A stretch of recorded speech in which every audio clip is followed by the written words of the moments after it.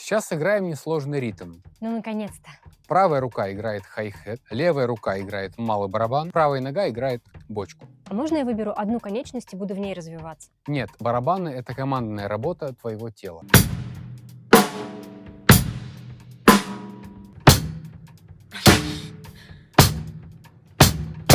У меня нога живет своей жизнью. Главное, чтобы она платила за аренду. Координация на барабанах строится постепенно. Не нужно сразу играть быстро, нужно собрать ритм по отдельности.